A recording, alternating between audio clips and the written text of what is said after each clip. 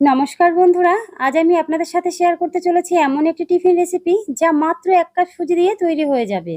আর সবচেয়ে মজার বিষয় হলো এই ১ কাপ সুজি দিয়েই বানাবো ২ রকম টিফিন। একটি হবে একদম তেল ছাড়া স্বাস্থ্যকর নরম টিফিন রেসিপি যা বাচ্চাদের স্কুল টিফিনের জন্য খুবই ভালো হবে। আর অন্যটি তৈরি হবে ওপর থেকে মচমচে আর ভেতরে একদম নরম ও সুস্বাদু। প্রথমেই আমি ১ কাপ সুজি মেপে নিয়েছি। এবার এর মধ্যে ২ কাপ জল দিয়ে ১০ থেকে ১৫ মিনিট মতন ভিজিয়ে রাখছি। এবার একটা ফ্রাই প্যানের মধ্যে সামান্য একটু সাদা তেল দিয়ে দিচ্ছি। তেলটা একটু গরম হয়ে গেলে দিয়ে দিচ্ছি ১/২ চামচ কালো সর্ষে, ১/২ চামচ মৌরি, ২ থেকে ৩টে কাঁচা লঙ্কা কুচি আর দিচ্ছি সামান্য একটু হিং। এবার এগুলোকে একটু ভেজে নিচ্ছি। এগুলোকে এইভাবে একটু ভেজে নিয়ে এবার দিয়ে দিচ্ছি ২টো কুচি করে রাখা পেঁয়াজ। এখন পেঁয়াজটা দিয়ে সবকিছুর সাথে খুব ভালো করে মিশিয়ে নিচ্ছি। এরপরে দিয়ে দিচ্ছি ১/২ চামচ লবণ আর কুচি করে রাখা কিছুটা কারি পাতা, সাথে দিচ্ছি সামান্য একটু ধনেপাতা কুচি দিয়ে সবকিছুকে আরও একবার খুব ভালো করে এইভাবে মিশিয়ে নিচ্ছি।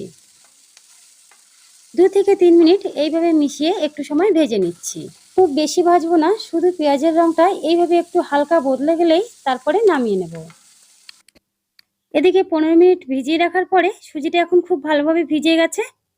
এবার এটাকে নিয়ে নিচ্ছি একটা মিক্সিং জারের মধ্যে। এখন এটাকে মিহি করে ব্লেন্ড করে নিচ্ছি। তারপরে একটা বড় বাটির মধ্যে ঢেলে নিচ্ছি। এবার এর মধ্যে দিয়ে দিচ্ছি ভাজা পেঁয়াজের মিশ্রণ। এখন এটাকে খুব ভালো করে সুজির সাথে মিশিয়ে নেব। একই সাথে দিয়ে দিচ্ছি ১/২ চামচ লবণ, ১ চামচ মতন চিনি। একটু চিনি দিলে হালকা একটু মিষ্টি মিষ্টি লাগবে আর খেতে বেশি ভালো লাগবে। আর দিয়ে দিচ্ছি ১/২ চামচ চিলি ফ্লেক্স আর অল্প বেকিং সোডা। এবার সবকিছুকে এইভাবে খুব ভালো করে আরও একবার মিশিয়ে নিচ্ছি। আর খেয়াল রাখতে হবে মিশ্রণটা যাতে ঠিক এইরকম ঘন হয়, এর থেকে বেশি যেন পাতলা না হয়ে যায়। এবার এখানে ফ্রাই প্যানের মধ্যে আবারও ২ চামচ তেল দিয়ে দিয়েছি। তেলটা গরম হয়ে গেলে ৩টে শুকনো লঙ্কা দিয়ে দিলাম আর দিয়ে দিচ্ছি ২টো কেটে রাখা টমেটো। একই সাথে দিচ্ছি ৪ কোয়া রসুন, ১/২ ইঞ্চি আদা কুচি আর দিচ্ছি ১/২ চামচ গোটা জিরে। দিয়ে দিচ্ছি পরিমাণ মতন লবণ, ১/২ চামচ চিনি আর কয়েকটা কারি পাতা। এবার সবকিছুকে একসাথে কিছুক্ষণ ভেজে নিচ্ছি। টমেটোটা নরম না হওয়া পর্যন্ত এইভাবে ভেজে নিতে হবে। টমেটোটা এইভাবে একটু নরম হয়ে আসলে এবার দিয়ে দিচ্ছি কিছুটা চীনাবাদাম দিয়ে আরও ২ মিনিট মতন ভেজে নিচ্ছি। এবার এটাকে এই অবস্থায় নামিয়ে একটু ঠান্ডা করে নেব। তারপরে ঢেলে নিচ্ছি মিক্সিং জারের মধ্যে। এবার এটাকে মিহি করে ব্লেন্ড করে নেব। তাহলেই তৈরি হয়ে যাবে আমাদের এই টিফিনটার সাথে খাওয়ার জন্য একটা সুস্বাদু চাটনি। তারপরে এখানে ছোট একটা তড়কা প্যান গরম করে নিয়ে তার মধ্যে ১ চামচ তেল দিয়ে দিচ্ছি। এখন তেলটাকে এইভাবে একটু ছড়িয়ে নিচ্ছি। তারপরে এই ব্যাটারটার থেকে ১ হাতা করে এইভাবে নিয়ে দিয়ে দিচ্ছি। এই সময় গ্যাসের আঁচটা মাঝারি রাখতে হবে।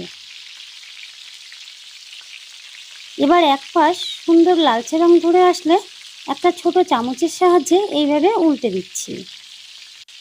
দেখুন কত সহজেই এটা উল্টানো যাচ্ছে। এবার অপর দিকটাও ভাজার জন্য আরও ১ চামচ তেল এইভাবে একটু ছড়িয়ে দিচ্ছি। এইভাবে দু পিঠই লাল করে ভেজে নেব। এইভাবে এক একটা টিফিন ভেজে নিতে আমার ২ থেকে ৩ মিনিট মতন সময় লেগেছে। এখন দু পিঠই সুন্দরভাবে ভাজা হয়ে গেছে, এবার তুলে রাখবো। এই রকম একইভাবে আমি আরও একটা টিফিন ভেজে নিচ্ছি।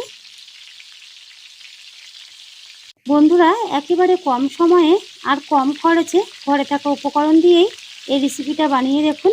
একই ব্যাটার দিয়ে ২ রকম টিফিন তৈরি হয়ে যাবে। আর খেতে এতটাই সুস্বাদু হবে যে বাচ্চা থেকে বড় সকলেই পছন্দ করবে। দেখুন বাইরে কতটা সুন্দর মুচমুচে আর ভেতরে একদম নরম হয়েছে।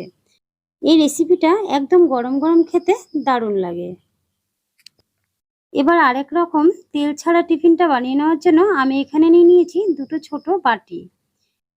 এখন এই বাটির মধ্যে সামান্য একটু করে তেল দিয়ে ব্রাশ করে নিচ্ছি, যাতে করে টিফিনগুলো বাটির মধ্যে লেগে না যায়।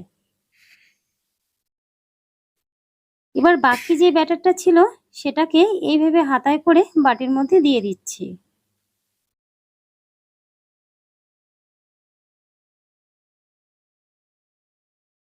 দুটো বাটির মধ্যেই আমি এইভাবে দিয়ে নিচ্ছি।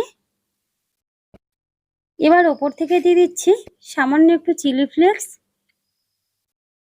আর দিচ্ছি একটু ভাজা মশলা। এতে করে টিফিনটা খেতে বেশি ভালো লাগবে। এবার একটা কড়াইয়ের মধ্যে জল দিয়ে তারপর একটা স্ট্যান্ড বসিয়ে দিয়েছি। সেই স্ট্যান্ডের মধ্যে বাটি দুটো বসিয়ে দিচ্ছি। এবার ঢাকা দিয়ে দিচ্ছি। এইভাবে ঢাকা দিয়ে 10 মিনিট মতন রান্না করে নেব। ঠিক 10 মিনিট পরে ঢাকাটা খুলে নিয়েছি। এখন এইভাবে একটা কাঠি নিয়ে এর মধ্যে ডুবিয়ে দিচ্ছি। দেখুন কাঠির মধ্যে একটুও ব্যাটার লেগে যাচ্ছে না। এতে করে বোঝা যায় টিফিনটা খুব ভালোভাবে তৈরি হয়ে গেছে। এবার নামিয়ে খুব ভালো করে ঠান্ডা করে নিতে হবে। তারপরে ছোট চামচের সাহায্যে এইভাবে তুলে নিতে হবে। দেখুন কত সহজেই টিফিনগুলো উঠে গেছে। একই রকমভাবে দুটো বাটির থেকেই টিফিনগুলো তুলে নিচ্ছি। এখন তৈরি হয়ে গেল মাত্র 1 কাপ সুজি দিয়ে দুরকম টিফিন রেসিপি। আর সাথে তৈরি করেছি দারুণ টেস্টি একটা চাটনি। এই টিফিনটা একবার ঠিক এইরকমভাবে বানিয়ে দেখুন, তাহলেই বুঝতে পারবেন কতটা সহজ আর সুস্বাদু হয় খেতে। তো আজকের মতন এই পর্যন্তই বন্ধুরা, আবারও চলে আসবো নতুন কোনো রেসিপি নিয়ে। ধন্যবাদ।